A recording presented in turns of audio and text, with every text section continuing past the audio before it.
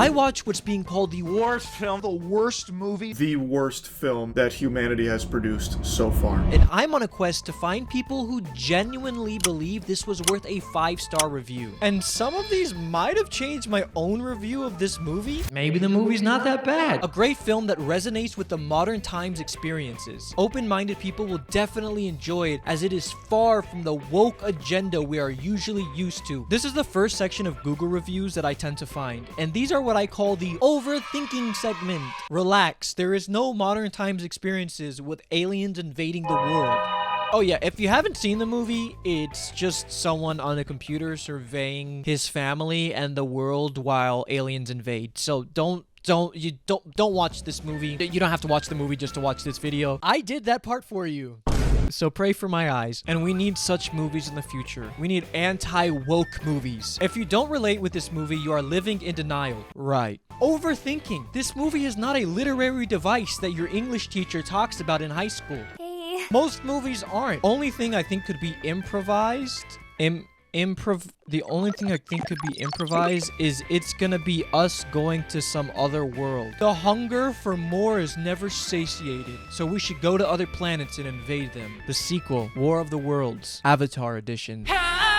But this is where it gets super interesting. Someone wrote like a little mini review for it, and this is what I wanted. This is the tea that I needed. Based on the old premise of War of the Worlds, the newest version, the 4th remake, is a brilliant and fresh update highlighting the world as we look at it today, with data, communication, social media, and our dependence on communication and technology, which is what makes us apex predators on this planet. What? Yeah, I just love how, like, this movie's good because it's someone sitting on a computer getting Zoom and Microsoft Team calls and saving the... by the way, they saved the world through an Amazon package that had a drone, and he got to get the drone to a USB device that he plugged that basically made a virus to all the aliens and killed them. That's not a joke. An Amazon package is what saved the movie. Anyway, so without those, it's amazing how fast humanity evolves. This movie shows this is all happening from the perspective of a single family. This perspective feels like a multimedia phenomena with multiple screens, fast action cameras, and selfie mode. This is cinema, people. This is cinema. Sit down, have a camera like this. Look at this. I can make a whole movie with just this video right here. A whole multi-budget movie with Ice Cube. With this camera sitting right there. And that will be a multimedia phenomena. What a perfect time for this movie to come out, really pointing out the pros and cons of all the data at our fingertips. It also points out the importance of the First and Fourth Amendment, and ends up bringing much more of a thinking man's War of the World.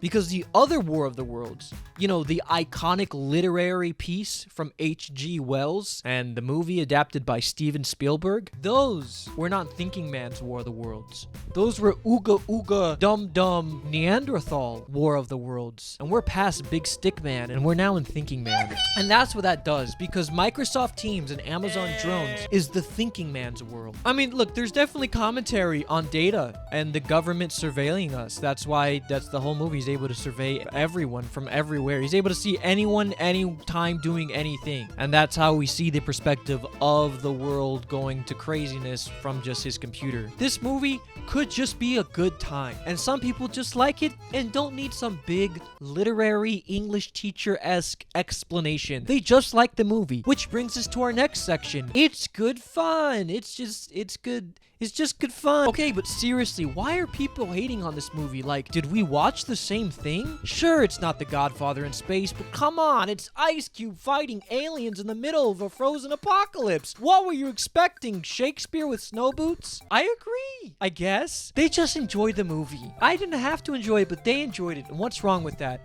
Let me tell you what's wrong with that. Ice Cube fighting aliens in the middle of a frozen apocalypse. I'm assuming some of you didn't watch the movie, which I'm very jealous of you of. Who said that? But there is no frozen apocalypse. He says Shakespeare with snow boots. And later he says, also, that snowmobile chase scene, iconic. I was yelling at my TV like it was the Super Bowl. Now, maybe I'm crazy, but I don't remember a snowmobile chase scene in the movie. So... Editor Chris here to say that we just hit 5,000 subscribers, so if you enjoy these videos, maybe subscribe, I don't know, but if you have any video ideas for me, just leave it down in the comments. Look, not everything has to be Oscar-worthy. Sometimes you just need a wild sci-fi ride with dope effects and a badass lead. I had a blast. And that's great for you, Catherine Martinez. But remember, even though majority of the world thinks this movie's terrible, including the 4% Rotten Tomatoes, don't be fooled by that. Don't be fooled by the low ratings. This is an awesome movie. Please watch for yourself. I watched it by myself, then I had to turn it on for my family, as it's that good to me. Why do I want to say she kind of has a point? What I love about art in general is that it's super subjective. I swear I say this every video, but art is subjective. You can't say it's objectively bad. You can't say everyone else in this planet thinks it's bad, though. So we can't say that with confidence. It's this next review that really just makes me think about my life. Why you bully the movie? It's good. And that's something we should think about today, ladies and gentlemen. I just feel, though, as these Google reviews are just people yapping randomness, they don't know movies.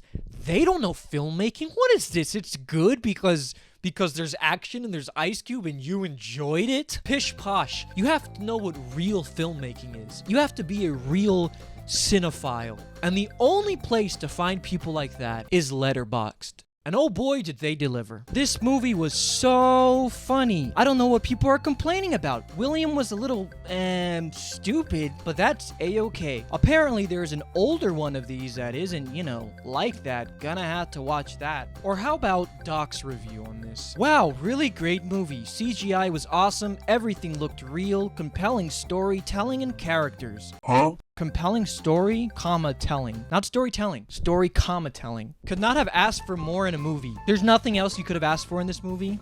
Nothing. You couldn't have asked for anything else more in this movie. And I'm not gonna lie to you. A lot of these Letterbox reviews were just trolls. Movie makes a pretty strong case for brain damage. What? Movie makes a pretty strong case for brain damage being contagious. Good one. Good one, Boner MILF. What a great name, too. What a just incredible name. Or, I didn't watch it, but it's probably the best movie ever made. Or how about this one, which just says...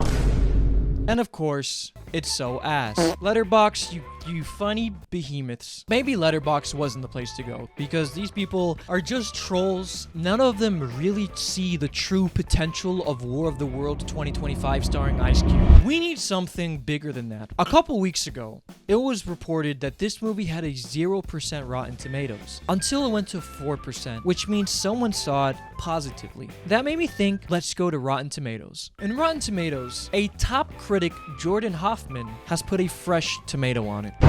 It's certainly stupid, but it's also a great deal of fun. To be fair, this is not him saying it's a 5-star. It's just saying he enjoyed it, which is already a hot take. But Rotten Tomatoes also has audience reviews. I'm not sure why everyone has given this movie such a terrible reviews. It was a pretty good adaptation of the classic H.G. Wells book, and I especially enjoyed the modern aspects of it. It was certainly much better than the heaping pile of crap that Tom Cruise starred in years ago. Hello, darkness, my... Now, I'm going to be honest with you. I've never read H.G. Wells' War of the Worlds. However, something in my noggin is saying that this is not a good adaptation of the book. What? Because something in my noggin is saying that in the book, an Amazon delivered drone from an Amazon driver didn't save the world. Something is saying that the whole movie didn't take place with a guy behind his computer on Microsoft Teams calling and messaging people. I could be wrong about this. And maybe Amazon Prime did save the universe. I don't know. This movie is not as bad as people are making it out to be. I suggest you watch it for yourself. Not a bad movie, doesn't deserve 0 rating.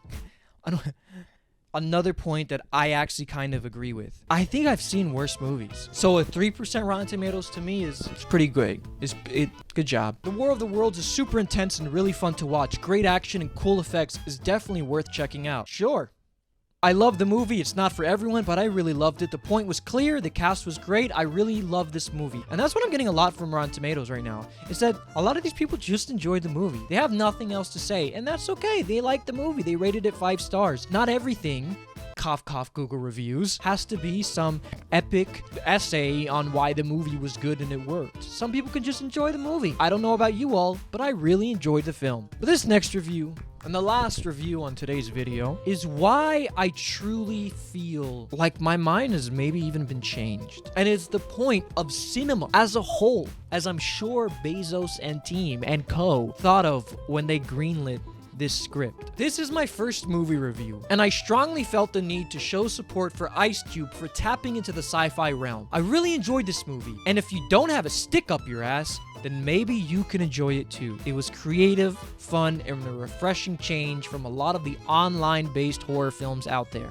I don't know, like, maybe the movie's not that bad. After all, maybe if I can just turn on my brain and enjoy some aliens exploding things and Ice Cube reacting, even if sometimes it's a little corny, and just enjoy the fact that there's a movie. It is it's creative. We're seeing an apocalyptic movie through Microsoft Teams. Before criticizing someone else's work, ask yourself, what have you done to entertain or inspire strangers? I just make videos talking about other people and how I don't agree with them. And my whole life, that's all I've ever really done. Maybe I should look into the camera, think differently, because maybe the movie's not so bad. Maybe if we can just shut off our minds for a second, watch Ice Cube, Ice the Cube. Maybe H.G. Wells' Amazon Prime, Hulu, Disney Plus, ESPN bundle edition of War of the Worlds 2025 starring Ice Cube isn't so bad. Now, is it worth 5 stars? I don't know.